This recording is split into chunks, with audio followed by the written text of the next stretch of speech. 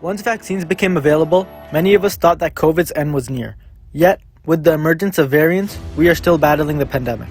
This season, I continue to speak with community leaders, teachers, clinicians, and many more across the globe to connect with communities and hear their stories. This season, I bring you 16 and Vaccine. Hello everyone, welcome to this week's episode of 16 and Vaccine. Today we are here with Major Katherine Sego, who served as a trauma nurse in the U.S. Army Reserves. She was in Afghanistan during the pandemic and recently returned. First of all, Major Sego, thank you for your service. And can you please just share some details about your professional background with our audience? Yes, so I am for the U.S. Army Reserves, I'm an Army trauma nurse. So that means I work in a small surgical team and work in the emergency section. So basically our role is to stabilize patients and ship them to further definitive care. So we stop the bleeding, we plug the holes and ship you out. And currently right now I'm the commander of that team, and we were in Afghanistan starting in March of 21. And left in the end when Afghanistan closed. So the end of August, we came home the beginning of September. Okay, so you bring two interesting and timely areas of experience. One, as you mentioned, your military background, and then your clinical training as well. So in light of our ongoing pandemic, it must have been like an interesting time to be in the military. Very. So during our train up for the deployment, we had to get special permission to meet in person.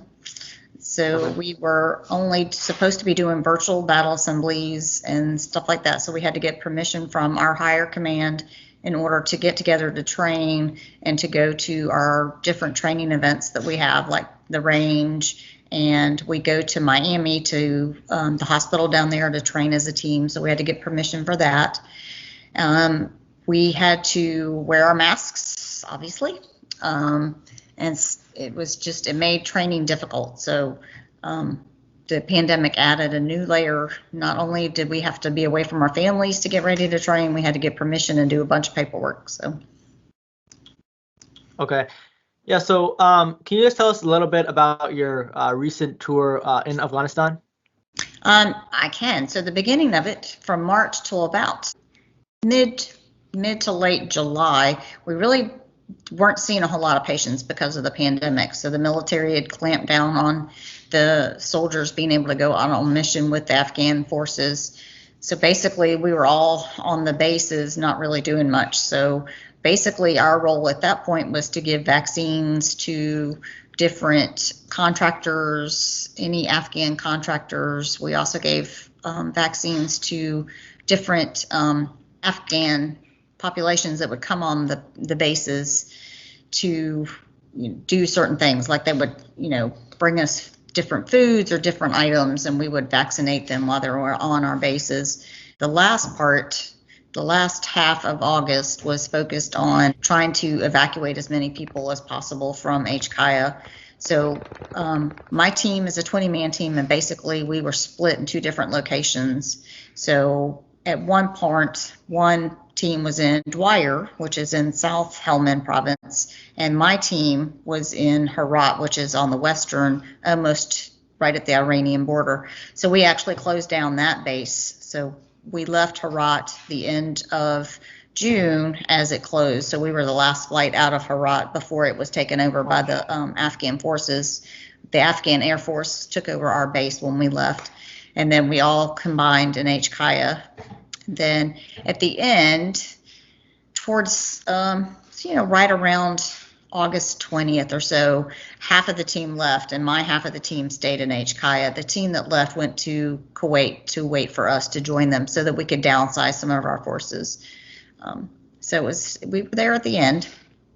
That part was we did have a lot of patients at that point. So we did treat the Afghan population that was in the HKIA in the airport. So a lot of dehydration, a lot of just chronic medical problems, stuff like that.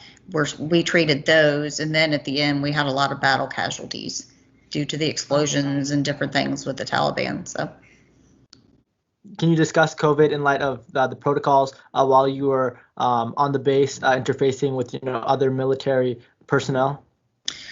So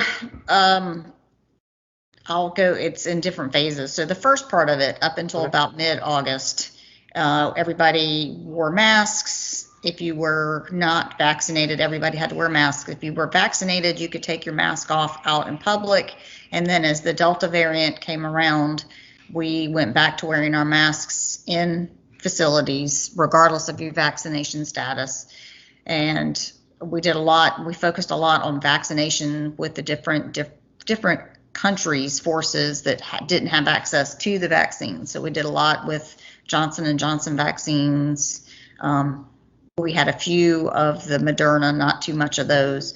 Then we also did a lot of screening. So if you came and you had like cold-like symptoms and stuff like that, we would screen you for COVID. So we did a lot of PCR testing, different things like that, different quarantine measures. So if you were vaccinated, you were quarantined for a certain amount. If you weren't, you got full 14 days. And then, so it was different quarantine guidelines that you had to know and put in place. And then we had different areas that you were allowed to go if you were quarantined, stuff like that. So it was very much the beginning towards the end was very much focused on COVID and COVID protocols. So it was very different from my first deployment. My first deployment, COVID wasn't there. So it was all battle focused. So this time it was all pretty much geared towards COVID till the end.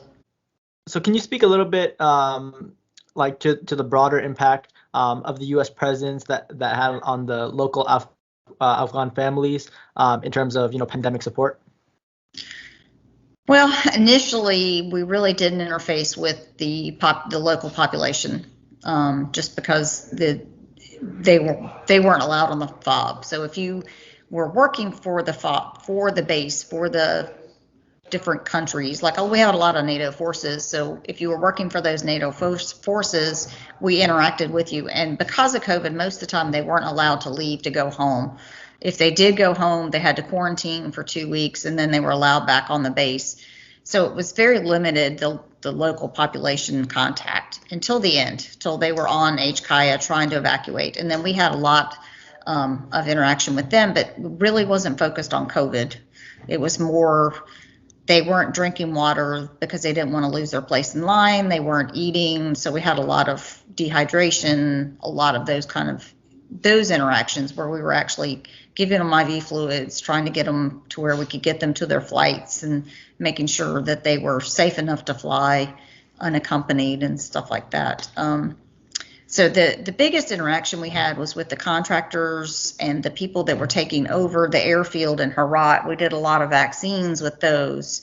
So it was very different. I did get to interact with some females, and that for me was I enjoyed that a lot. So we had to make special accommodations for them to get their vaccine because, you have to expose their shoulder. So for them, that's a big deal. They don't want to be around males and show certain body parts. So we had to set up different ways. So for me, that was just really a great way to have some nice conversations with them for different cultures and to get some experience with different cultures. So that part was really nice for me. And I was able to make sure that they were vaccinated and protected against COVID. So. Yeah, definitely. That seems very, very interesting. So since you've returned from Afghanistan, what have you been doing? Well, for a large part of the time, I was doing a lot of COVID testing, which I enjoyed. Got to interact with the public and make sure people were getting tested and were staying away if they had COVID, and was able to provide education. So that to me was a lot of fun. Hopefully we impacted and kept people out of the environment, out of the community with COVID.